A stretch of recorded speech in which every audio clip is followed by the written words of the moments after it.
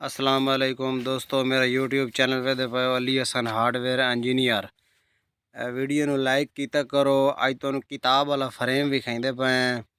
ਇਹ ਜੀ 16 ਪਲੇਟਾਂ ਦਾ ਫਰੇਮ ਹੈ ਜੀ। 8 ਦਾ ਇੱਕ ਵਿੱਚ ਰੱਖਣਾ ਬਣੇ ਹੋਏ ਹੈ। ਇਹ ਜਿਹੜੇ ਇਹ ਵੇਖ ਲਓ ਖੋਲ ਕੇ ਤੁਹਾਨੂੰ ਚੈੱਕ ਕਰਾਈਂਦੇ ਪਏ ਹਾਂ। ਇਹ ਵੇਖ ਲਓ 8 ਪਲੇਟਾਂ ਇਹਦੇ ਵਿੱਚ ਆਉਣੀਆਂ। 8 ਪਲੇਟਾਂ ਪਹਿਲੇ ਰੱਖਣੇ ਚਾਹਣੀਆਂ। ਇਹ ਖੁੱਲ गई है जनाब।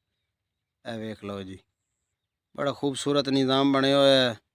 काफ़ी भाई होंदा हाई पिया।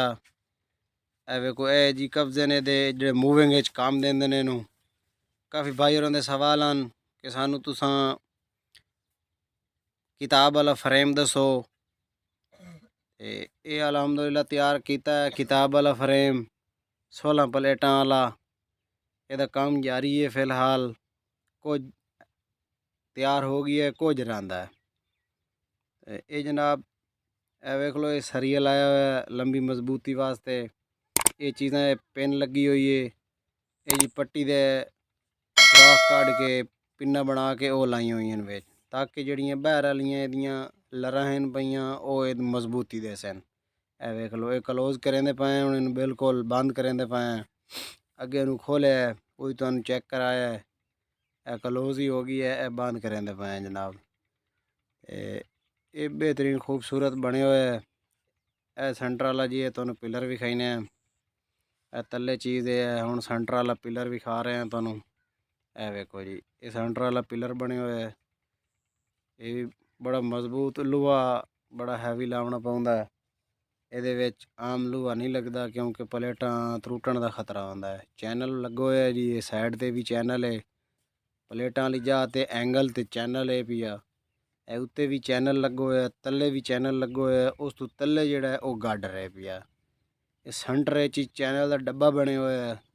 दो चैनल आपस च रला के उसका डब्बा तैयार किया होया है। ए वेखो, ये भी कब्जे लगे हुए हैं। ये दूई साइड है भाई, पहली साइड तुहानूं खोल के चेक कराइए। ये दूई साइड है भाई। ये सपोर्ट लगी हुई है ताकि रेलिंग जल्द क्लोज हो वने उस टाइम ये जल्द ट्रैक्टर छिक के लै वने रेलिंग बाहर ना निकले। इस वजह तो अंदर साइड वाली पतरी लगी हुई है। ये तले हिस्सा भी बड़ा प्यारा तले फिट होया है।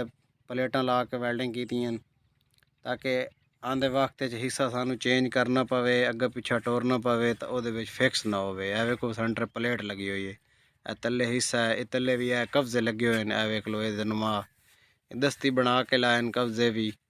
ये सेंटर वाला पिलर है।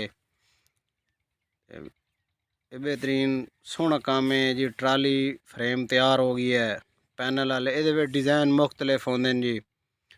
साड़ी ये कोशिश होंदी है भाई किसान भरावां नूं कोई सस्ता पैकेज देवीए, सस्ते तो सस्ता प्रोसीजर दसीए जिहदे विच उन्हां दा भी फायदा होवे और साडा भी फायदा होवे।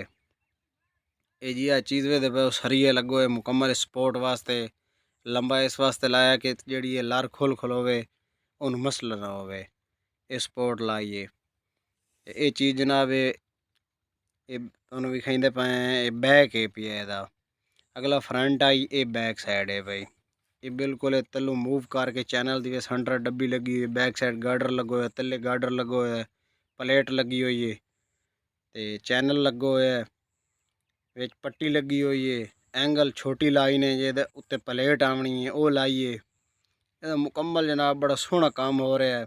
बेहतरीन इनू ग्राइंडर मार के हुण रंग करना है। ये एंगल तुहानूं विखाइंदे पे वेख लो एंगल, ये चीज़ लगी हुई है।